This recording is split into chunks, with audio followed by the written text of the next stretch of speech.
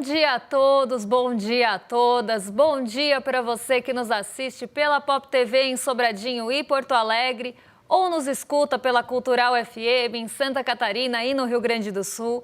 Sejam todos muito bem-vindos e bem-vindas a mais um ICL Mercado Investimentos. Hoje sextamos aí no fim de uma semana, até aqui para o mercado mais tranquila, mas muito movimentada no geral, né? Fora e dentro aqui do nosso assunto. Então hoje a gente vai falar de alguns assuntos também que ficaram durante a semana. Vamos falar do PIB, que acabou saindo, a gente não teve tempo de comentar, então vou retomar esse assunto com vocês. A gente vai falar tintim por tintim do PIB e que alertas que ele começa a acender.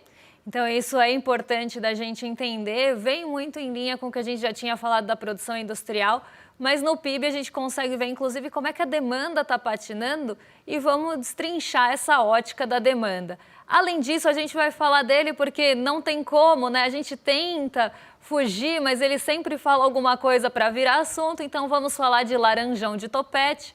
Hoje vamos falar de Donald Trump e a aproximação do Brasil com a China na esteira. Porque uma coisa tem tudo a ver com a outra, vocês vão ver. Mas não vamos perder tempo, porque hoje o programa está corrido, os assuntos são densos e eu pretendo terminar a semana cumprindo todas as minhas promessas antes do quê?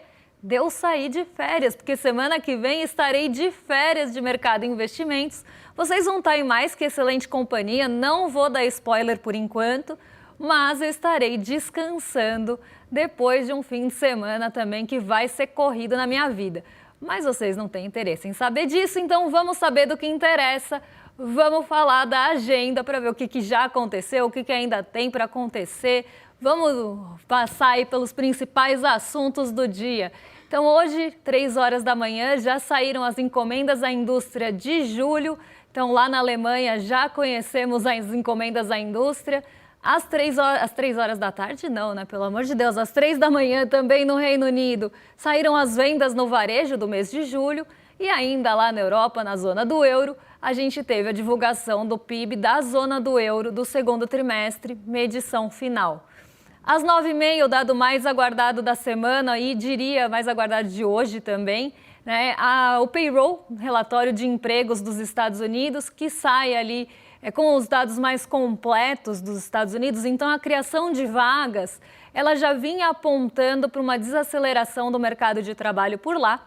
E o payroll estava todo mundo aguardando, porque nele não só sai o relatório mensal de empregos, mas também sai a taxa de desemprego e o salário médio por hora, um detalhamento um pouco maior do mercado de trabalho dos Estados Unidos. Então está todo mundo esperando e estava todo mundo olhando aí para o payroll para saber se ele ia confirmar ou não a desaceleração do mercado de trabalho que o relatório JOLTS e o ADP, que mostram criação de vagas, mostram ali a ocupação também das vagas, criação de vagas no setor privado, como é que está essa evolução das vagas do mercado de trabalho dos Estados Unidos, se ia se confirmar essa desaceleração que já apareceu nos dois. E caso confirmada, isso teria impacto na política monetária dos Estados Unidos. Então pode ser que por lá tenha corte de juros já em setembro. Inclusive, eu até já tinha comentado que na agenda ontem estava o presidente do Fed, o John Williams, né, que ele ia falar em um evento ontem, e ele falou bastante sobre isso. Falou sobre o desaquecimento do mercado de trabalho dos Estados Unidos, que está voltando ali para os patamares aí próximos do período depois da pandemia. Então ele fez algumas comparações de mercado de trabalho, então que está tendo na verdade, período anterior, né? Ele está tendo essa comparação para ver essa desaceleração, em que ritmo que está. E isso trouxe uma expectativa de cortes já em setembro nos juros por lá.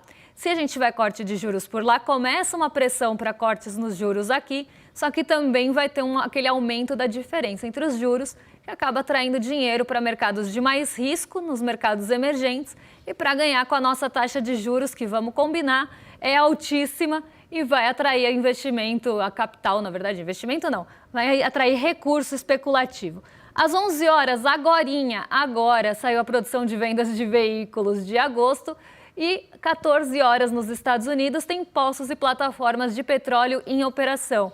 Outro dado que a gente sempre fala aqui que mexeu com o mercado ontem, vou dar um spoiler aqui, hoje estou de bom humor, porque na semana que vem dormirei até um pouco mais tarde. A gente teve aí uma notícia, né? Ontem o preço do petróleo balançou bastante, caiu bastante, e isso acabou afetando inclusive a nossa bolsa, mas não com o peso suficiente para levar ela para o terreno negativo. Então eu já vou entrar eu vou pegar uma coisa na esteira da outra aqui e já vou entrar no fechamento de mercado, porque aí eu já explico esse dado que a gente sempre fala na semana, que são os estoques de petróleo. Como é que estão os estoques de petróleo lá nos Estados Unidos? Ontem eles fizeram barulho, porque foi percebido ali um aumento nos estoques de petróleo nos Estados Unidos, ao mesmo tempo em que se espera que no domingo a reunião do OPEP tenha uma decisão de aumento de produção também. Se vai ter aumento de produção e os Estados Unidos estão formando mais estoques, o que deve acontecer com o preço do petróleo? A expectativa é que ele caia. Diante dessa expectativa de queda do preço do petróleo, isso já aconteceu ontem. Então, ontem a gente teve um dia de recuo, na verdade, nessa manhã a gente já teve um dia de recuo no preço do petróleo. Nem estamos no mercado aqui muito tempo aberto, mas a gente já viu o petróleo caindo, coisa que poderia trazer um pessimismo para a nossa bolsa, mas que não se concretizou.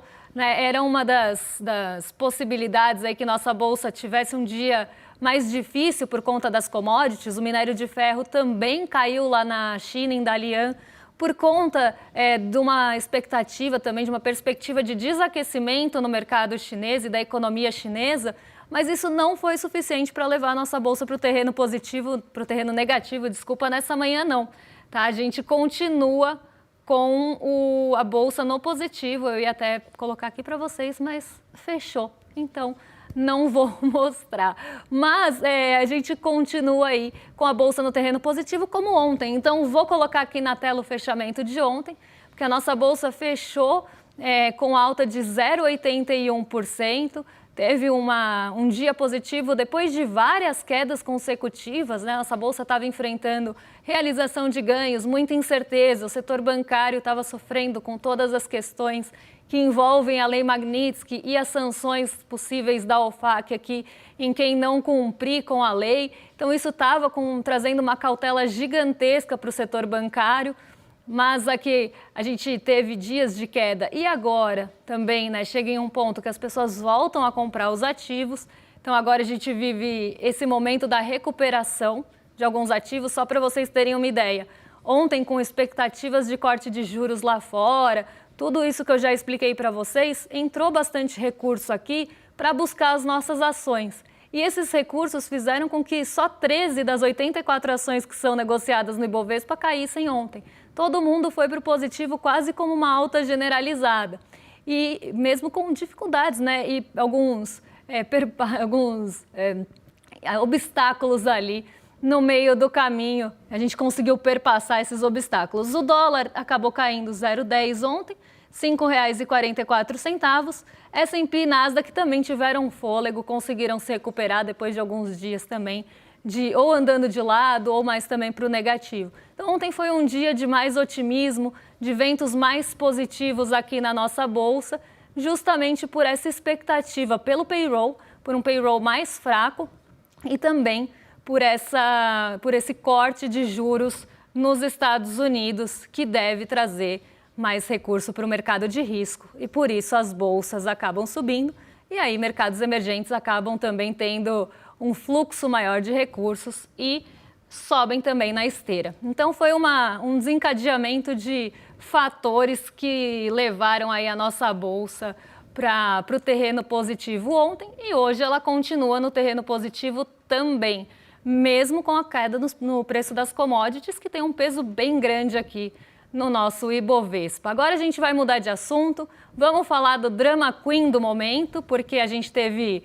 uma fala bastante dramática do presidente Donald Trump ontem, eu até tinha separado aqui para vocês, mas como eu falei, fechou, assim que a gente entra de férias, sextamos com o meu computador fechando tudo aqui. Eu já tinha separado a notícia para vocês, mas agora eu vou ter que catar ela de novo, vou ter que caçar ela aqui. Mas vamos lá que vai ser rapidinho. O que aconteceu ontem, Vamos dar um passinho atrás para virar a catraca. O que aconteceu essa semana? Eu tinha falado de um afastamento entre os Estados Unidos e a Índia. por conta ali das tarifas impostas pelo governo Donald Trump a outro país pertencente também aos BRICS. A gente não pode tirar o BRICS desse contexto, tá? Todo o contexto passa também por isso. Ah, Débora, mas tem o óleo russo. Ah, Débora, mas tem outras coisas. Tem outras coisas também, mas o fio condutor do BRICS é importante nessa história. Donald Trump quer enfraquecer qualquer possibilidade que tenha de diminuir a hegemonia do dólar. Então, a gente passa pelo contexto dos BRICS. E quando ele taxa a Índia em 50%, ele está dando um recado para a Índia, que mesmo com negociações, mesmo ali com todo o alinhamento político e ideológico, isso não era suficiente se não houvesse submissão da Índia em relação aos Estados Unidos. Então, nada disso também é suficiente se os termos e condições de Donald Trump não forem ali atingidos, né, e alcançados os seus objetivos. E você tem, né, esse meio de campo aí com uma indisposição. Aí Donald Trump ataca logo em seguida a China, Brasil e Índia juntos, né? Eu estou fazendo quase uma linha do tempo aqui. Ele volta a atacar os três países, falando que colocam tarifas que matam ali os Estados Unidos, né? Fala de uma forma também bastante dramática. Então, nossa drama queen já estava aparecendo por ali. E aí ele não se conteve, virou Paola Bracho, tá fazendo um dramalhão mexicano agora, né? Apesar de também botar tarifa no México. Será que o drama do Donald Trump vai sofrer tarifas? Também vão tarifar o Donald Trump, o drama mexicano sendo importado por Donald Trump lá para os Estados Unidos? Não sabemos, mas talvez tenha tarifa aí de 30% em relação ao dramalhão, porque ele falou uma frase muito dramática que deu origem à nossa thumb. Então, a nossa thumb, não, a nossa tarja aqui embaixo, e thumb também. Por quê? A gente está desejando vida longa e próspera para o Donald Trump? Não, não estamos. A gente está falando alguma coisa aí sobre vida longa e próspera em relação a alguma coisa dos Estados Unidos? Não. Quem falou uma coisa muito parecida com isso foi Donald Trump, e era isso que eu estava querendo resgatar aqui no meu computador, que eu já tinha separado para vocês. Mas se eu não encontrar, eu acho um outro jeito, porque quem sabe faz ao vivo. Então vamos lá. Vou achar, tenho certeza. Estou me sentindo a Mônica naquele meme do Atá, mas vamos lá. Ele disse que perdemos a Índia e a Rússia para a China. Mas ele não fala perdemos a Índia e a Rússia para a China. Ele fala, parece que perdemos a Índia e a Rússia para a China, a mais profunda e sombria, que tenham um futuro longo e prósperos juntos.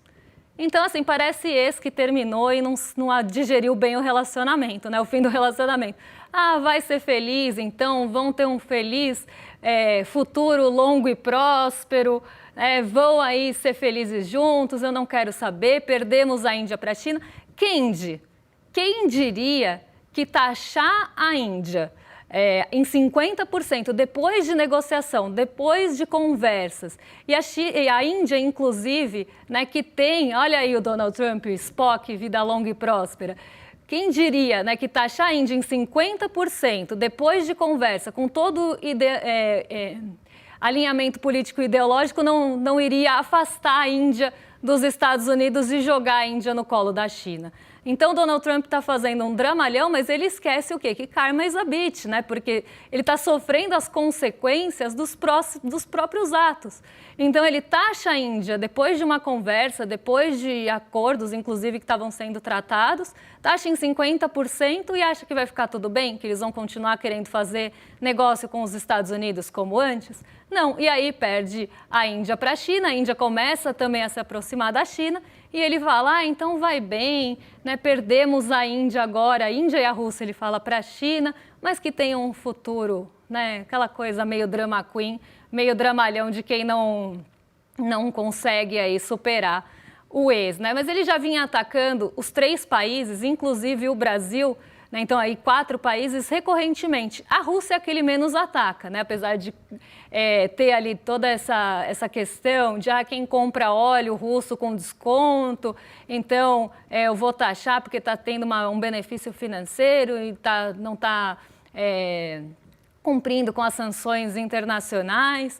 Tá, e chega a falar de financiamento de guerra, e eu tenho uma coisa muito interessante, né, para a gente pensar. Os Estados Unidos fazem vista grossa para um monte de guerras que acontecem, mas quando começa a mexer no interesse deles de alguma forma, aí sim eles começam a pensar naquilo de uma outra ótica, né? Ah, olá, não pode, né? Tá financiando.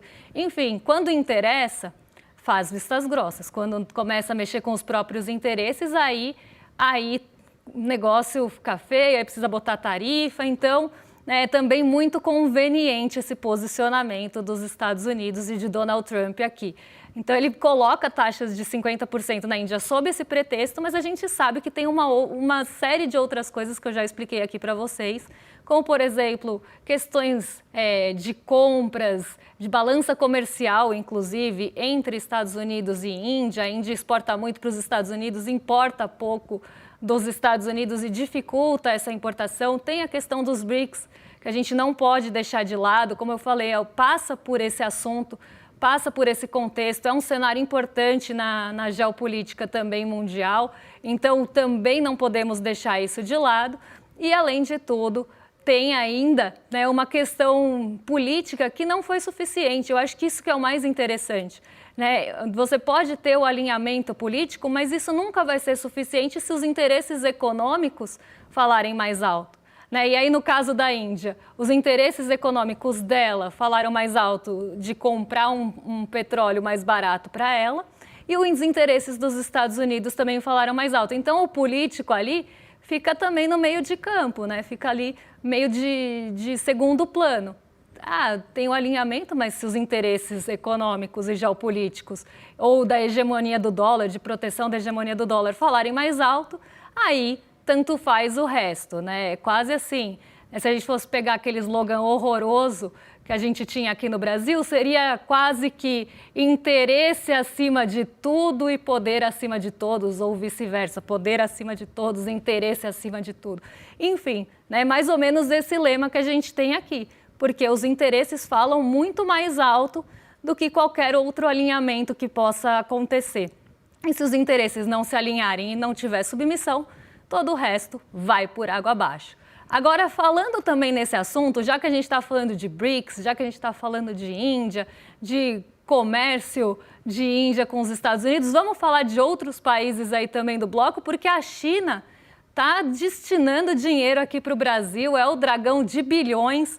Os investimentos da China no Brasil mais que dobraram em 2024 e o país se tornou o terceiro maior destino de investimentos da China. Só que aqui eu vou ter que ser um pouco chata, vou ter que jogar um pouco de areia nas expectativas, vou ter que jogar um pouco de água no chope. Por quê? Quando a gente olha esses investimentos, eu acho que tem uma outra coisa que a gente precisa pensar de forma até mais crítica em relação a isso. Que tipo de investimento está vindo aqui para o Brasil? Esse é um ponto. E se a gente vai conseguir desenvolver nossa própria tecnologia com esses investimentos? E será que esses investimentos geram emprego de qualidade? Será que esses investimentos eles vêm, né, para fomentar realmente a nossa indústria de alguma forma, a nossa tecnologia de alguma forma, ou eles só estão usando a gente aqui também para destino, para usar mão de obra, para usar recurso, para usar... Enfim, né, a gente sabe que também existem dois lados que vão tentar ganhar com a coisa. Mas o que a gente precisa pensar é na nossa estratégia interna, na nossa estratégia econômica com isso. Então, a China vai trazer os investimentos para cá. Primeiro, que investimentos são esses?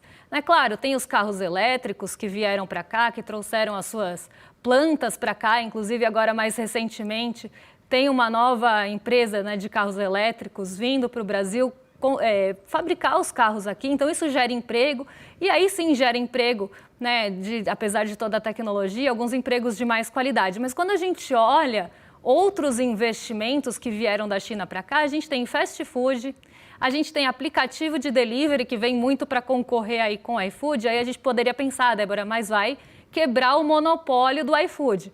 Vai quebrar o monopólio do iFood, mas para quem está lá na ponta?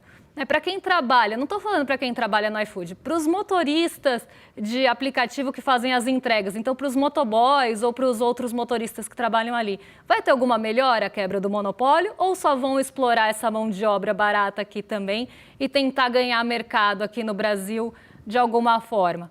Então é isso que eu quero, né, chamar a atenção. Fast food de sorvete eu não vou nem comentar, né, porque, para quem não sabe, essa rede de fast foods aí chinesa, ela cresceu de uma forma brutal e hoje, né, lá na China tem um em cada esquina, assim, pelo menos é o que dizem, que ela cresceu muito rapidamente e se espalhou bastante. Só que a gente está falando de fast food, eu não vou entrar na questão de alimentar da coisa, mas também não é algo que vai gerar valor agregado, né? Não é um produto ali de valor, não é algo que vai trazer, né, alguma tecnologia para o Brasil também. Agora, na parte de carros, na parte mais tecnológica, porque semicondutores e chips, por exemplo, que poderiam ter um papel maior, tem um papel bem pequenininho nesses investimentos. E aí sim seria uma indústria que a gente poderia aproveitar, inclusive aprender a tecnologia. Para quem não sabe, os países asiáticos fizeram isso no passado. O Japão fez isso e foi muito criticado,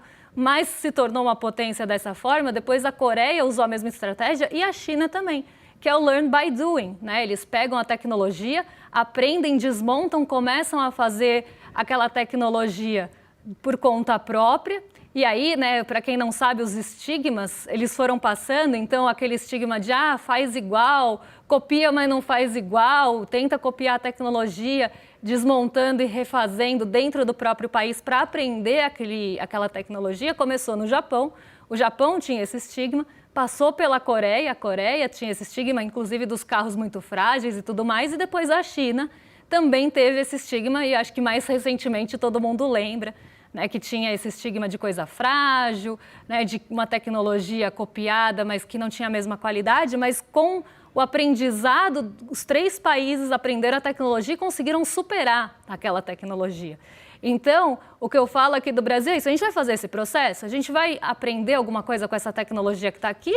Ou a gente só vai reproduzir e continuar sem muita autonomia, continuar dependente? Eu acho que esse é um ponto para a gente pensar. Outra coisa é, né, essas empresas, elas vêm aqui para realmente trazer alguma competição para o mercado, como, por exemplo, hoje a gente tem o monopólio ali dos aplicativos de entrega.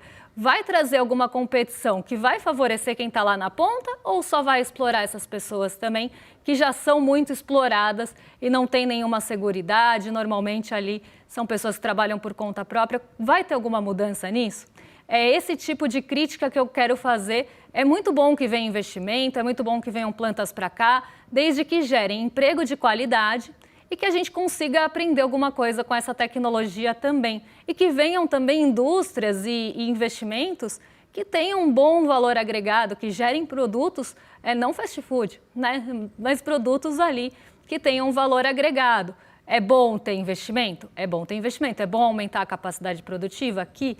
É bom aumentar. Vai gerar emprego? Vai gerar emprego. O que a gente precisa pensar é qualidade desse emprego e como isso vai devolver alguma coisa para o Brasil, né? A grande especulação que se tem em relação a isso é aquela malha ferroviária, né? As ferrovias. Isso já entra em assuntos estratégicos e geopolíticos também. Aí o buraco é um pouco mais embaixo. Isso está em estudo e negociação há anos, porque envolve uma série de questões de infraestrutura e geopolítica, e aí sim que você começa a ter uma discussão um pouco mais aprofundada, porque para abrir casquinha de sorvete aí não precisa de muito estudo de geopolítica mesmo, né? Então é muito mais fácil você atrair esse investimento. Então, por mais que o dragão de bilhões esteja pousando aqui no Brasil, esteja circulando pelo Brasil, a gente precisa ver a qualidade desses bilhões que vêm para cá.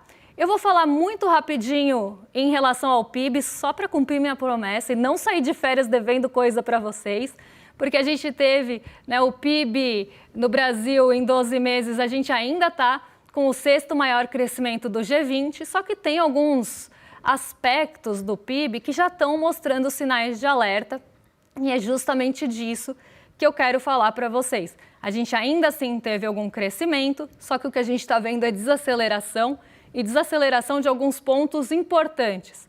Os juros, eles estão sufocando a nossa atividade econômica, eu já venho falando disso há algum tempo, e agora no PIB isso ficou bem evidente. A gente teve, né, um papel importante já da taxa de juros na desaceleração do PIB, a demanda mostrando fraqueza, e a demanda e a expectativa da demanda são fatores extremamente importantes.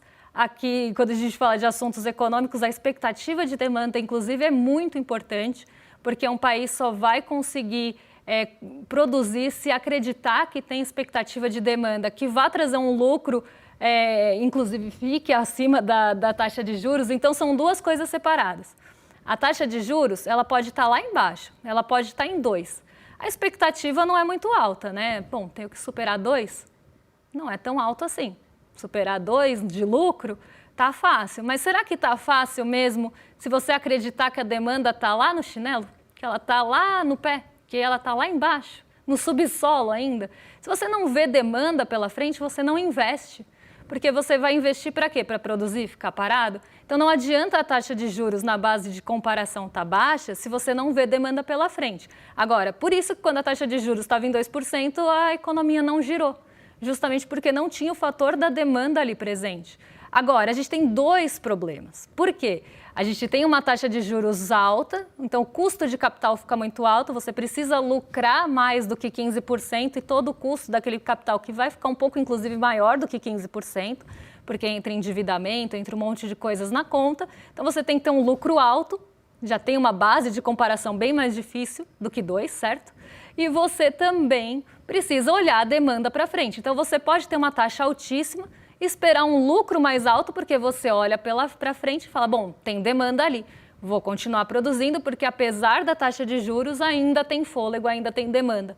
O problema é que a gente está com uma taxa alta, então essa base de comparação fica difícil e, além de tudo, se olha para frente e começa a ver um enfraquecimento da demanda e isso, sentimentos já estão mostrando, os índices de gerente de compras já estão mostrando, algumas pesquisas mensais já começaram a mostrar essa fraqueza.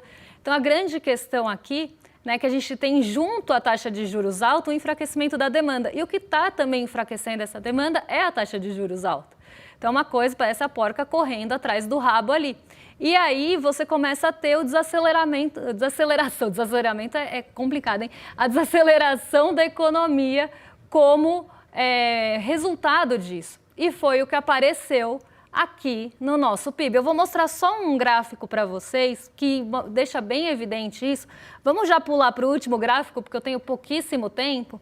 Já vamos passar para o último para quem está em casa acompanhar. É um que mostra os componentes da demanda. Já que a gente está falando dela, vamos entender como é que a demanda se comportou aqui no nosso país. O consumo das famílias vem desacelerando nos últimos trimestres e era isso que eu queria mostrar para vocês. Então, do primeiro trimestre de 2024 para o segundo trimestre de 2025, a gente já teve uma desaceleração importante aqui do consumo das famílias. Os investimentos também caíram bastante nesse tri, caíram 2,2%. E a gente também tem os gastos do governo, que acabam também tendo um fator de impulso nos investimentos, acabam tendo um fator de impulso no crescimento, também caíram 0,6% nesse trimestre. Mas aqui a gente tem um alerta importante também, porque o investimento está caindo. Ou seja, a demanda por investimento está caindo. Se você não tem ali, né, o investimento sendo parte do componente dessa demanda, o que é que vai puxar para frente? As famílias podem consumir, mas para frente você não vai ter o investimento acontecendo para que a economia continue crescendo. Então, aqui a gente tem um alerta super importante aqui do nosso PIB, de 2,2% de queda, além da queda no ritmo do consumo das famílias. Então, isso mostra que a gente ainda pode ter um fôlego nesse trimestre, mas o fôlego vai ficando cada vez mais curto, porque você vai diminuindo o investimento e o consumo das famílias também não suporta, né, essa expectativa de demanda para frente, cada vez o investimento vai encolhendo menos. Investimento encolhendo é projeto que não sai do papel, é contratação que não acontece, é demissão que pode acontecer, é massa salarial lá no final que pode diminuir. Isso vai desaquecer o consumo das famílias e aí menos investimento também. Então a gente precisa entender o papel dos juros em tudo isso e ele é crucial, ele é fundamental, é importantíssimo, porque é ele que está sufocando todas essas pontas. Então a gente precisa rever o quanto antes essa política monetária super restritiva que a gente tem aqui no Brasil, que nada justifica deixar essa taxa de juros real tão alta ali no pódio junto com outros países que estão sofrendo muito mais que o Brasil em questões inflacionárias, por exemplo. Então, eu espero que isso seja revisto logo, que venha a pressão dos Estados Unidos para cá e que realmente pressão no sentido da taxa de juros cair lá e cortar aqui, tá, gente? Pelo amor de Deus. E aí que a nossa taxa de juros comece a ser revista o quanto antes, porque essa situação pode se agravar cada vez mais e isso já é resultado da taxa de juros que começou a subir lá no passado, porque o efeito não é imediato, não. Ele vai desacelerando aos poucos, né? Você não puxa o freio de mão e para, mas você começa a ter esse efeito ao longo dos meses. Então é isso, gente. Eu vou me despedir de vocês. Eu só volto na segunda-feira, dia 15 de setembro, mas o mercado de investimentos vai ficar por aí na semana que vem, nos dias que não tiver julgamento. Então, os dias que tiverem os julgamentos, as sessões de julgamento, vocês vão ter a programação especial, acredito eu. E nos dias que não tiver, vocês vão ter o mercado de investimentos com outras carinhas. Mas eu tenho certeza que o mercado de investimentos vai ficar incrível e eu volto logo, não vai dar nem tempo de sentir saudade. Mas sentiu saudade? Ficou ali, nossa, queria muito ver o pessoal do ICL. Sabe onde você pode encontrar a gente? No Despertar 2025. Então, quer encontrar com a gente, quer assistir as palestras incríveis que vão ter lá, vai ter a Marina Silva, vai ter a Margarete Menezes, agora o novo anúncio, né, da Daniela Lima também. Então, quer estar com a gente nesse evento de 2 dias, agora no fim de setembro? É só entrar em despertar2025.com.br ou aqui no QR Code que está no cantinho da tela para garantir o seu ingresso e estar com a gente nesse momento que a gente precisa realmente unir forças e estar junto, que eu acho que isso é o mais importante de tudo. Então, vamos comemorar e também unir essas forças lá no Despertar em setembro. E agora, vocês também estão em mais que excelente companhia, num rolê de sexta, com Roberta Garcia e Guga Noblar. Eu me despeço por aqui, até semana não que vem a outra. Um beijão para vocês e até lá, pessoal. Em 2024, milhares de pessoas de todo o Brasil se reuniram para um encontro memorável.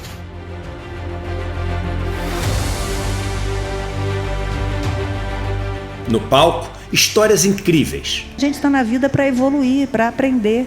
Na plateia, novas amizades e sonhos compartilhados. É o melhor presente de aniversário Despertar. A esperança e a alegria tomaram conta. Vimos que um país mais justo, consciente e humano é possível. Vocês, espectadores, hoje são os protagonistas desse evento incrível e que desperta. Provamos que o conhecimento liberta e o coletivo transforma. Que a gente veio pra cá pra... Nós não precisamos ser médio, nós podemos ser grande, mas nós precisamos sonhar junto para ser grande. Mas esse foi só o nosso primeiro passo. Em 2025, o Despertar volta ainda mais incrível, mais necessário, mais revolucionário, mais ICL do que nunca. Estaremos juntos para enfrentar um dos momentos mais difíceis de nossa geração. Chegou a hora de pôr a mão na massa, conspirar e agir, de se unir a milhares de pessoas que acreditam que chegou a hora da mudança e que ela só depende de nós. Despertar 2025. A revolução necessária.